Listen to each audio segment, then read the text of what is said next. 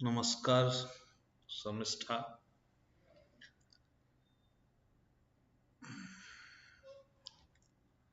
Okay, we will discuss. Good afternoon. Welcome to Morning IAS. And we will discuss current affairs of 14th. Sorry, it is February. 14th February.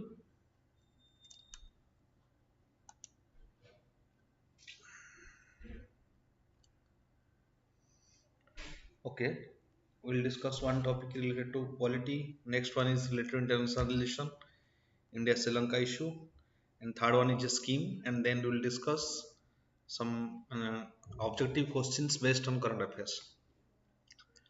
So first, let's discuss what is it is the issue regarding governor, right? So what is the issue regarding governor? India is a quasi-federal country, right? Quasi-federal means it's not completely federal like United States. Federalism means the it's a different level of government, right? We have three tiers of government. One is at panchayat level, that is panchayat raj institution, and second is at state level, that is state government, and the top level is the union government, right?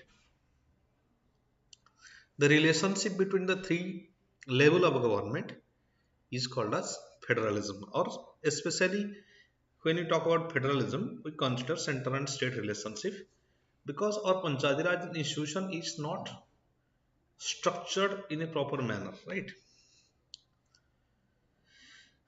So there are various issues regarding center state relationship. It is seen many times in the post independence India that there is a conflict between states and the center, right? The relationship between state and center is based on seventh schedule. There is we have a state list and a concurrent list and a union list. State list has some entries in which state can make a law, and union list has some entries in which union can make a law, and there is concurrent list where both countries can make law.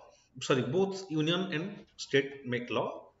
But if union makes a law in the same topic where there is a state law, then obviously the law made by center prevails, or the law made by parliament prevail over the state legislature. So apart from this, this is the this is the issue in legislative framework. If you consider executive framework, there is also another issue that is regarding to regarding to office of governor, right?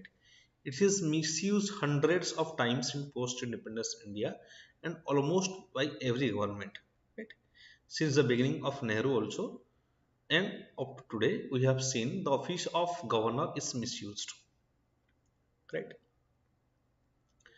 Why it is misused? Because why there was a necessity of governor? Because in post-independence India, there was a challenge regarding secessionist challenge, which we say secessionist challenge means state can usurp power and they tend to become a disintegrate from the country, right? So there should be a particular person from center who will be in a powerful position in the state. That is the office of governor. We can say he is the eye and ear of the union government in the state. In the in some scholars it is they those who criticize, they say it is the governor is the agent of union, right? So governor, if you consider the constitutional authority, then governor is the executive head of the state, right? Executive head of the state. Chief minister is the real executive and he is the nominal executive with the constitutional authority according to the constitution. But governor is not elected, neither he is elected. Basically he is appointed by the pleasure of the president. When we say pleasure of the president, it is basically pleasure of the council of minister, right? Because president is bound by the aid and advice of council of minister. So he is basically appointed by the central government, and anytime he is removed, he can be removed. He do not enjoy any security of tenure like any other constitutional authority, right? all other constitutional authority, they enjoy safe tenure, right? In case of governor, there is no such safe tenure. At any time they may be dismissed, right? This lack of security of tenure that forces the governor to work according to the wish of the central government, right?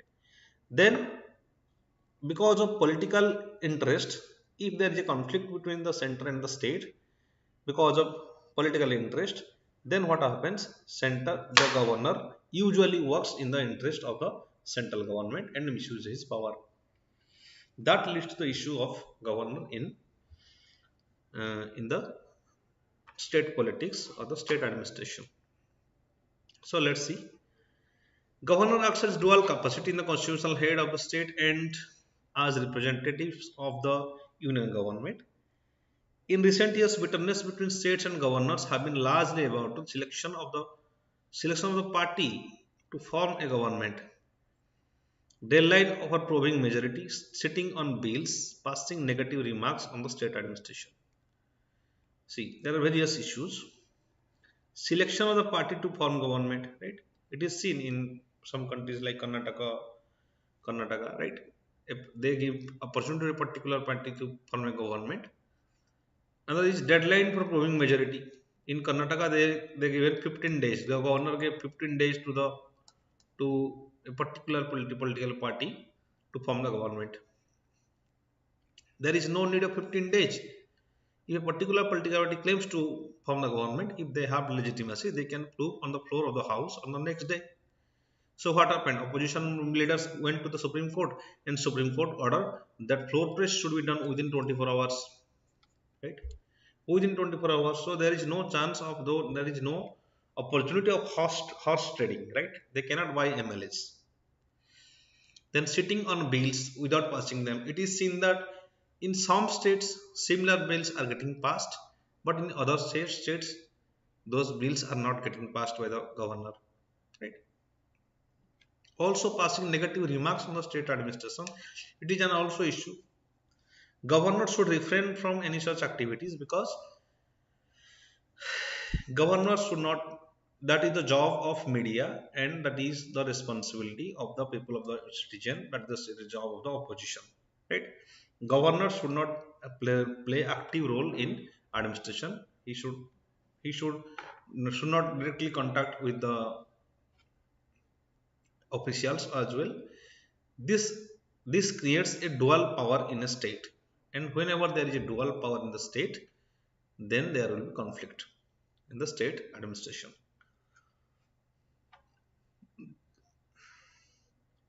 So they are referred as agent of center, puppet, rubber stamps. Such type of criticism are done to the office of, are inferred to the office of governor. So what are the constitutional provisions? Article 153 says that there shall be a governor in each state. Article 153, office of the governor. One person can be appointed as governor for two or more states. It can also happen. A single person can be appointed to governor of two and more states. And many times it is in that, for example, your Lakshadweep, they don't have an independent governor, right? This is associated with Kerala or like that.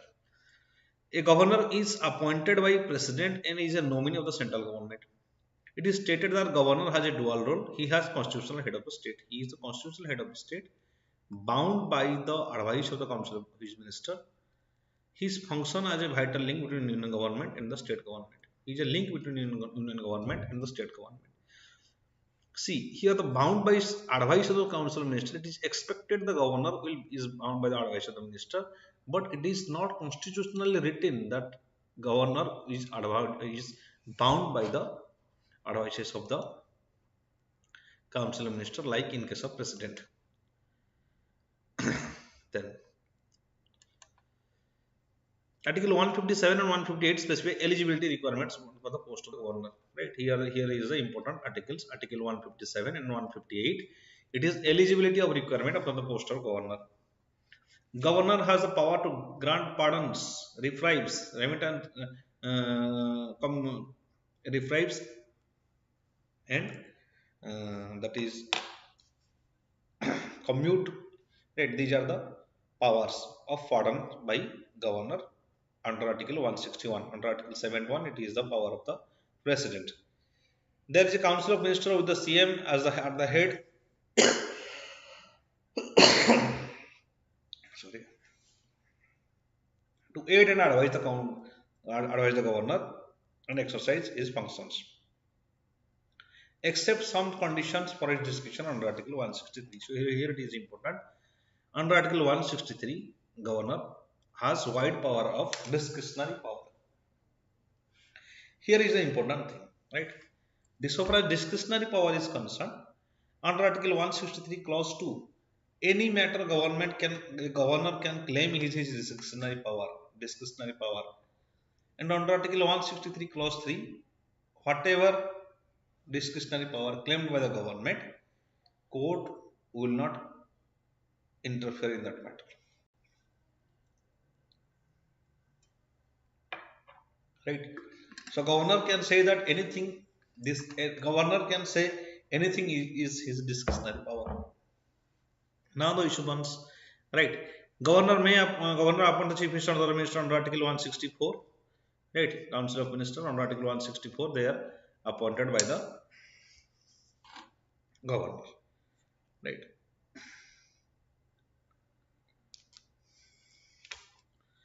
Governor assents, reserves a bill for consideration of President passed by the Legislative Assembly. Article 200. Right? Whenever governor feels that a bill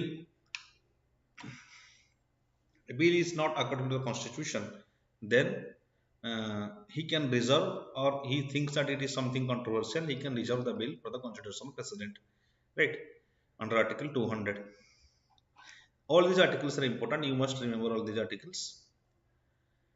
Governor may promulgate the ordinances under certain circumstances under Article 213. What do you mean by ordinances? When the legislature is not in session, then government can promulgate a law, right? That is ordinances that are temporary in nature and that is subjected to be passed by the legislature when it opens. So this is the legislative power of executive in emergency. Then governor may promulgate ordinances under certain circumstances, like under Article 213. For president, it is under Article 123. Then what are the friction points of governor-state relations? Governor is envisaged as the apolitical head who must act on the advice of the Council of Ministers. However, government enjoy certain discretionary power granted under the Constitution. For example, giving or withholding assent to a bill passed by state legislature under Article 200. Determining the time needed for a party to prove its majority. It is a discretionary power of governor. Which party must be called first to do so, generally after a hung verdict of election. That is also a discretionary power of the governor, right? But however, although it is discretionary, the governor is expected to work according to the principle of Constitution rather than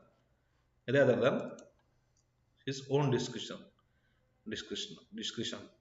right?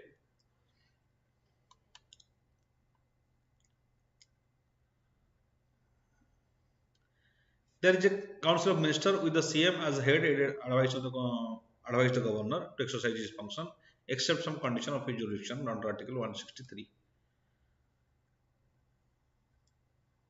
There is no provisions laid down for the manner in which governor and the state must exchange publicly where there is a difference of opinion. No provisions laid down for the manner, right, in which.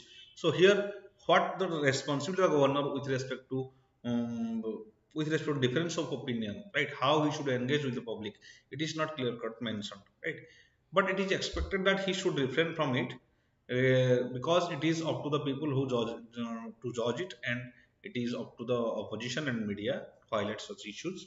And governor should not express. He is expected to work on according to the advice of the Council of Ministers. Governor has a 5-year tenure. He can remain in office until the pleasure of the president. This is the most important thing. Pleasure of the president. Right. Sarkaria Commission recommends this pleasure of president need to be abolished. Right. This is the biggest problem. This makes the governor bound by the OAS of the central government, right? They should need to ensure security of tenure. In 2001, National Commission to review the working of the Constitution held that the governor owed his appointment and his continuation to the union. There is apprehension that he is likely to act in accordance with the instructions received from the Union of Council Ministers. This is the issue there. They are regarded as the agent. In the Constitution, there is no guidelines for the exercise of governor's powers, including for appointing a CM or dissolving the assembly. There is no limit for how long governor can withhold or assent a bill. So there is no such clear-cut provisions. Governor sends a report to center which forms the basis of Union Cabinet's recommendation to President for invoking Article 356. It is highly misused. President rule is highly misused. Many times it is in post-independence India, almost every government has misused Article 356. This is the biggest issue in center-state relationship and on the office of governor. Right? That is Article 356. Then what are the reforms? What are the reforms that is suggested for the office of the governor? First, we can see Punchi Commission. It is the most important. In 2010, it has recommended that there should be impeachment of the governor. Punchi Commission recommended that there should be provision for impeachment of the governor by the state legislature. The state chief minister should have a say in governor's appointment. Right? State chief minister should have a say in the governor's appointment. They should give the consent regarding governor's appointment.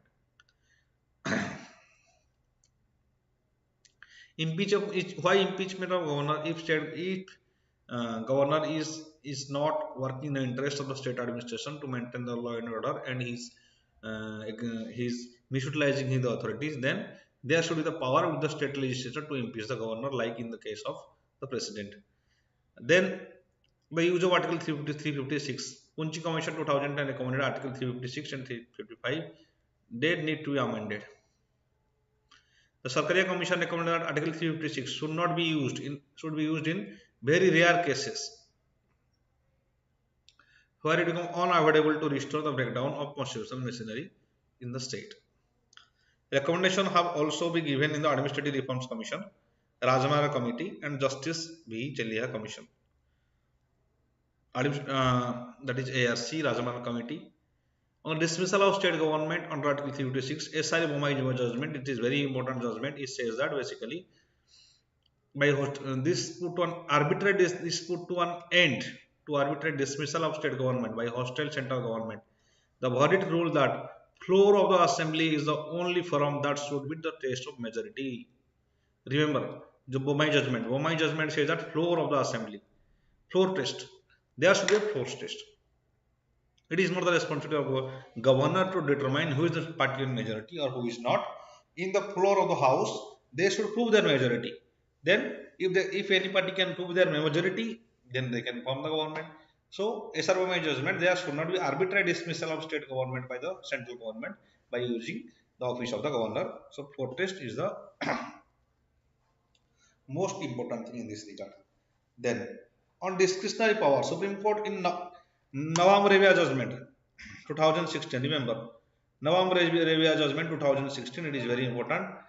Rule that exercise of governor's discretion under Article 163 is limited and his choice of action should not be arbitrary or fanciful. It should be based on the constitutional principles. It should not be arbitrary. So here we have to some important points are 2000 Punchi Commission recommended for impeachment of governor. Sarkaria Commission said that there should be reform. Prisoner of president need to be abolished. And some SRBI case that the floor test of the assembly is very important. It is a mandatory thing to know who is the party in majority in the state or state. And Nawam Revia judgment says that discretion of governor is not arbitrary. They need to work according to constitutional principles. So next, what needs to be done? Strengthening federalism. In order to check the misuse of power of governor, there is need to strengthen the federal setup in India. In regard, Center State Council and the role of Rajya Sabha and Chamber of Federalism must be strengthened. So here, Interstate Council. 263 Interstate Council and role of Rajya Sabha.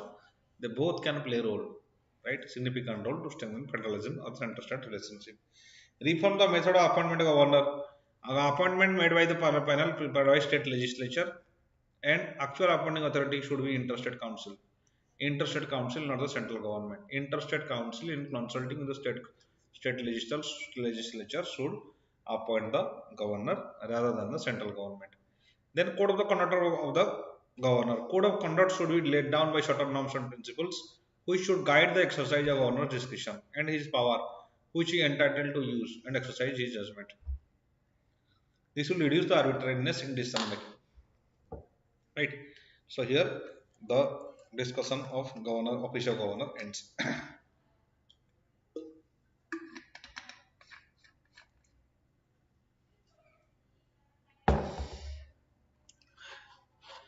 Next,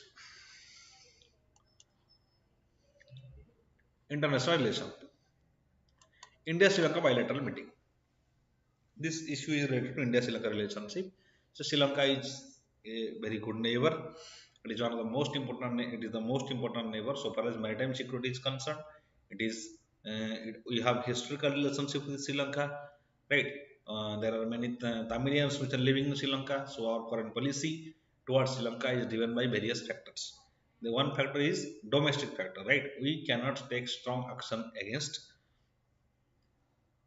We cannot take while determining the policy towards Sri Lanka, we have to think regarding the Tamilian issue, right?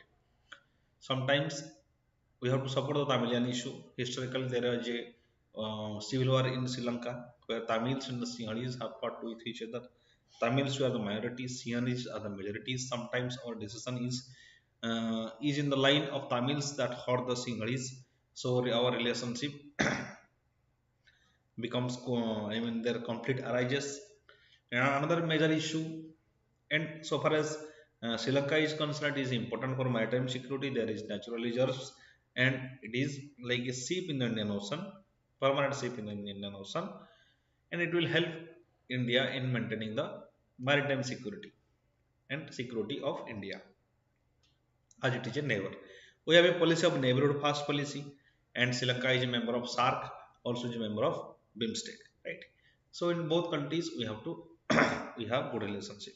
Another thing is that India is the largest trading partner of Sri Lanka in South Asia. So trade relationship is also strong. If you consider historical relationship, Buddhism links both India and Sri Lanka, right? We have Ramayanas that links India and Sri Lanka, and also Buddhism. The son of Ashoka has propagated Buddhism in Sri Lanka. So both countries are linked to each other by historically, culturally, and also economically, and for security interests. India is a major country. India is also providing various assistance, financial assistance, and security assistance to Sri Lanka. And there are various issues as well.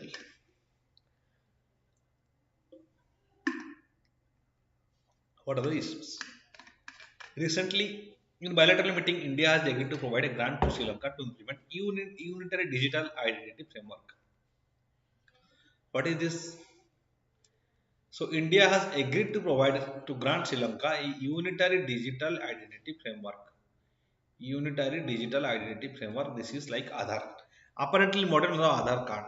Both sides discuss the fisherman issue.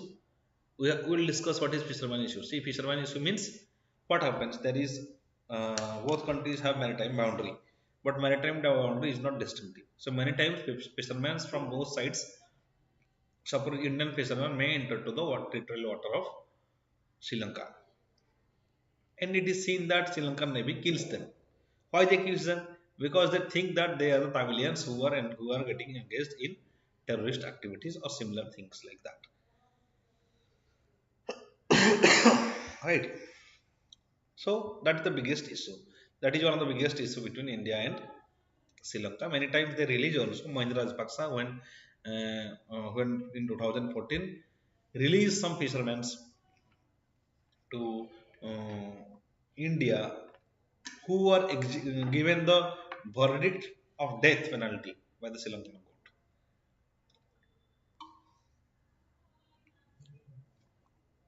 right? By the Sri Lankan court.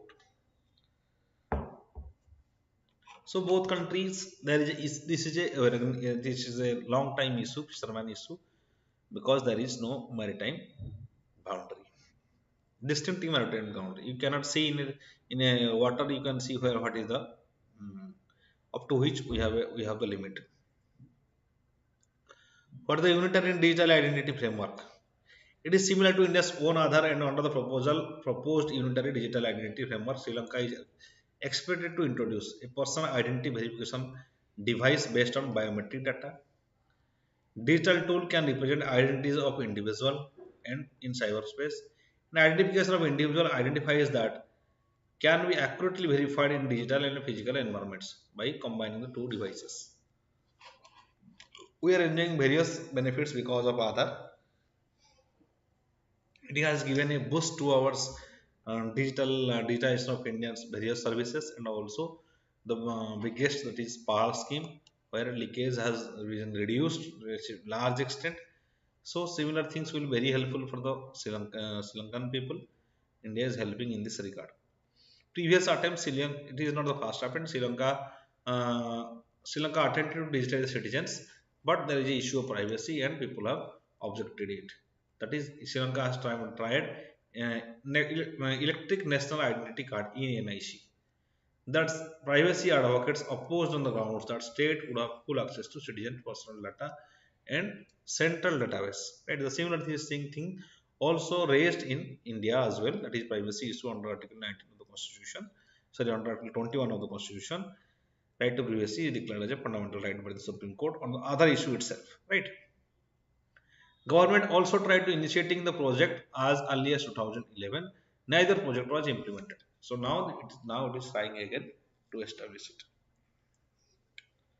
But the recent economic support that India is providing to Sri Lanka. Now Sri Lanka is going through economic crisis, right? Because of COVID and because of debt policy of China, it is going in economic crisis. So India is providing crucial economic support to island nation. There will be a severe dollar crisis, especially foreign exchange crisis.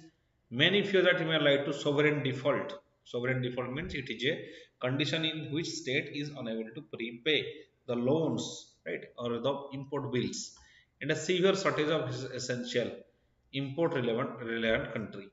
The relief extended by India from the beginning of this year is total over 1.4 billion US dollar, right? US dollar 400 currency swap. Currency swap means the agencies or the companies will currency swap deal is a very good deal. This saves this arts and the interest of the domestic entrepreneurs, right? You will study in economics, it is very useful. For example, this is India and this is Sri Lanka, and here a particular suppose a business entity, suppose this is B1 and this is B1 and this is B2. Suppose Sri Lankan government allows domestic entrepreneurs by a interest of 9%, and here also it gets a, here Sri Lankan government it also pays 6%. So what will happen? And for that same interest, Indian government applies to a foreign company, it gives a interest of, suppose this is 8%. So what will happen? Because most countries are favoring their domestic industries, there will be currency swap agreement. That means uh,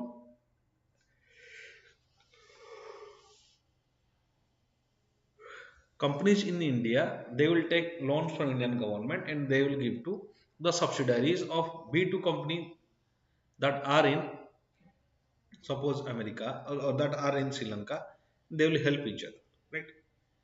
B2 will take loan for B1 in Sri Lanka and B1 will take loan for B2 in India. This is currency swap, right? In detail, once I am saying it again. In Sri Lanka, suppose B2 is getting an interest of low interest, and in India, B1 is getting a low interest because government is providing low rate to domestic companies. Whereas Indian government gives higher rate of interest to B2, whereas uh, Sri Lankan government gives uh, higher rate interest to B1. That is the company of other foreign countries, foreign country. That is a industry of foreign country. So what happens here? B1 will take loan from the Indian government for B2. So at low interest. Similarly, B2 will take loan from the Sri Lankan government for B1, which is at lower price. So here both country help each other. This is currency swap, right? Then US dollar 500 loan deferment. Loan deferment means at present they will not pay the principal amount, they will only pay the interest. US dollar 500 loan deferment. And also US dollar 500 line of credit for fuel imports. Then Sri Lanka is further negotiating US 1 billion assistance from India to help the country and faces unprecedented economic crisis. 1 US dollar, 1 billion US dollar it is trying, and there is negotiation is on.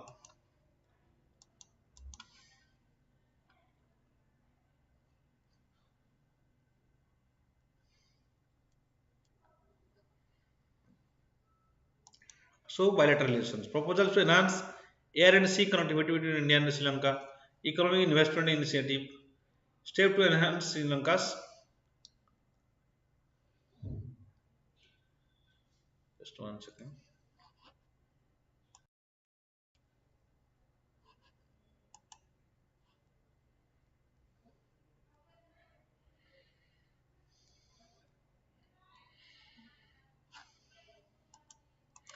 Okay. Economic and investment initiative. Enhance Sri Lanka's energy security, keeping neighbors shared maritime domain space safe and various contemporary threats. Cooperation and combating COVID-19 pandemic. So these are the area of convergence of both the countries. What are the major issues? One is killing of fishermen. Right, between in the 2019 and 20, total 284 fishermen were arrested, and total 53 of Indian boats were confiscated by Sri Lankan authorities. In the current meeting, both countries discussed the Parkway fisheries conflict and rated a long-standing consensus to handle fishermen issues through humanitarian approach and refrain from using violence. But still, violence is continuing. Sometimes violence is continuing. Then, East Coast Terminal Project. In this year 2021, Sri Lankan cancelled MOU signed with India and Japan for the rest of East Coast Terminal project.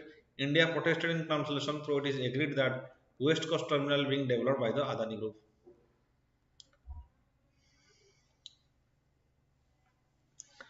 Okay, influence of China. It is the major issue. China is rapidly growing economic footprint and political clout in Sri Lanka, straining Indian Sri Lanka relationship. Right, it is the third country which is the biggest threat to maritime security for India and Sri Lanka as well.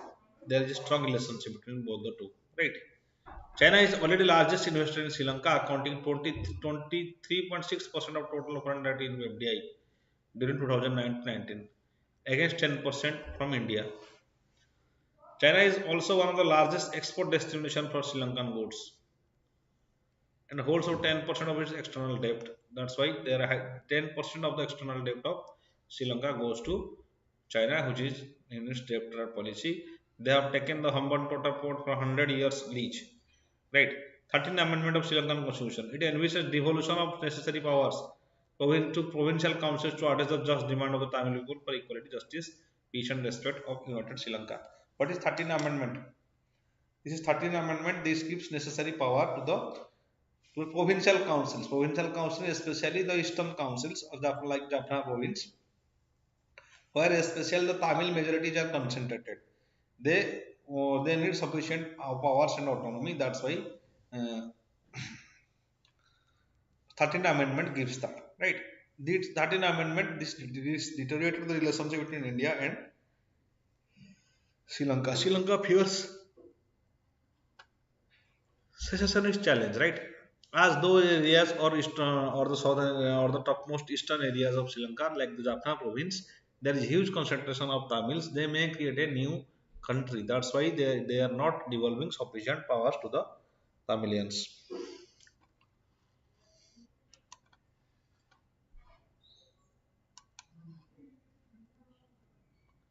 What will be the way forward for India? A subterranean trust deficit exists between India and Sri Lanka, yet another Sri Lanka, for neither India can afford to have strained our eyes. However, right, there should not be trust deficit. However, the much larger country, the onus on India is to carry Sri Lanka along. India needs to be extremely patient and avoid reacting to any pinpricks and engage Sri Lanka more regularly and closely, especially at the highest levels. There is need to step up the people-centric developmental activities, while scrupulously staying clear of any interference of Columbus' domestic affairs. There should be we should aware of Panchashil, and there should not be interference in domestic affairs. Nurturing the neighbor fast coalition in Sri Lanka is important for India to preserve the strategic interest in the current Indian Ocean region.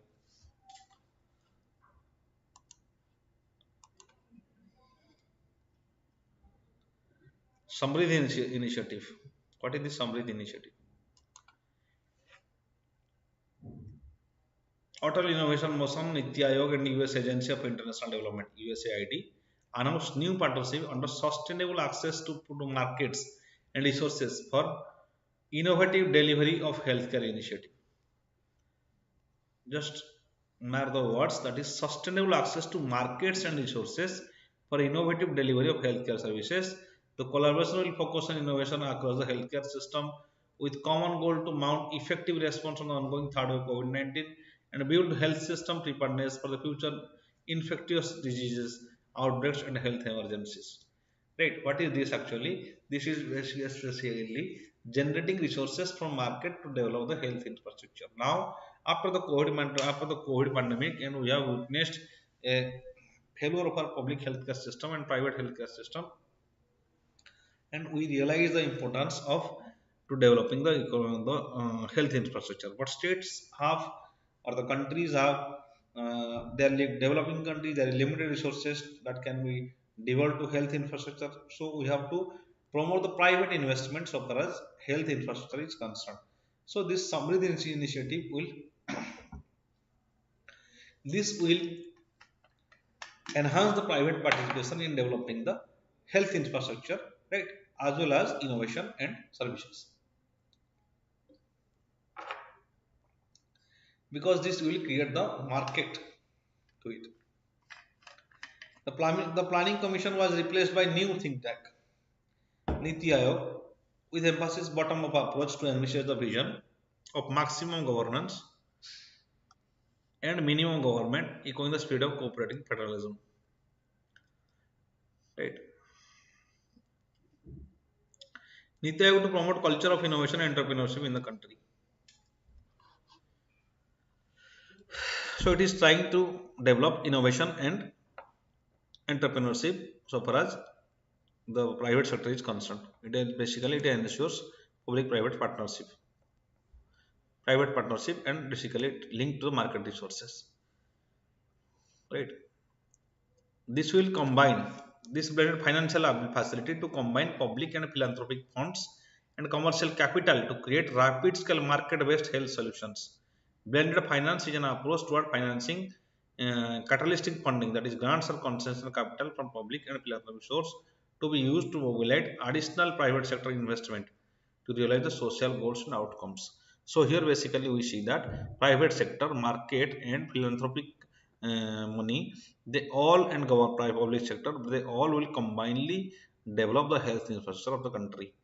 This is the scheme that will, the Samrit scheme will ensure that it will improve the access to affordable and quality healthcare for vulnerable population in tier 2 and tier 3 cities.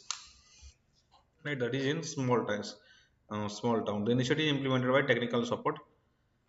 Okay. Next we will see. Accelerated Vigyan Scheme. Recently, Science and Engineering Research Board (SERB) has invited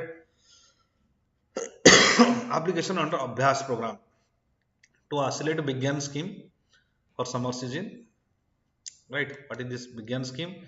It strives to provide big push to high-end and scientific research and provide scientific workforce. Right?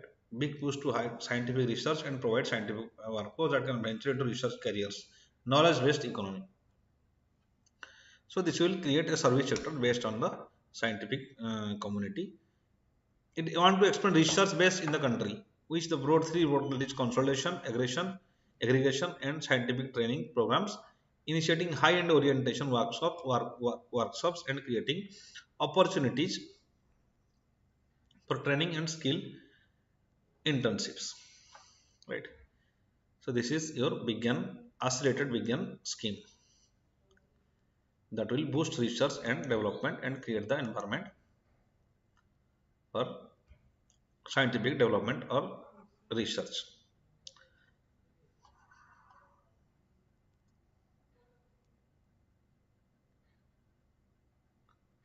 Okay.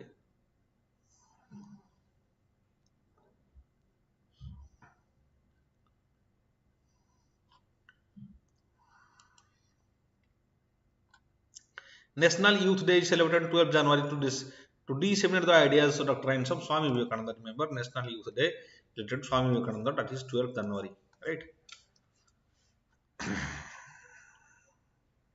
Then, considering the following statements about regional comprehensive economic partnership, it aims to create integrated market with 16 member countries. No, it is 15 member countries because India is came out of it. So now it's 15 member countries RCP.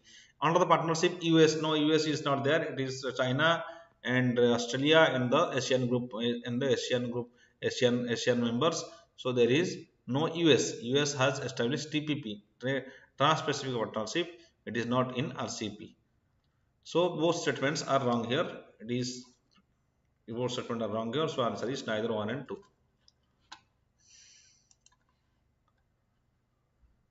What is Gaganyaan? Gaganyaan, it is basically it is going to be launched in 2022. It is India's indigenous mission. It is the space program, right? The Indian Space Human Flight Mission to in low Earth orbit. Low Earth orbit means that is around it will reach around 350 to 450 kilometer over Earth's surface. Low Earth orbit starts from 180 kilometer to around 2000 kilometer. But so far as Gaganyaan is concerned, it will reach up to around 350 to 450 kilometer, and there will be member of 5 members or 4 members. There will be 6 to 7 days. They will stay in the space. This is the first indigenous human space program, right? Earlier there was Rakesh Sharma who was gone from Russian mission, from Kalpana Chawla who was gone from your USA mission, but it is India's first time. It is a human space mission developed in combinedly by the ISRO and Indian Air Force. Henley Passport Index, it is a global ranking countries according to the travel freedom holders of their ordinary as opposed to diplomatic passport holders. Its ranking is based on data from which of the following? It is based on data from International Airport Association. International Air Transport Association. International Air Transport Association. This is gives data and that creates Henley Passport Index. So far as India is concerned, its ranking is around 84, something like that, right? You should check it what is the Indian ranking and according to Henley Passport Index.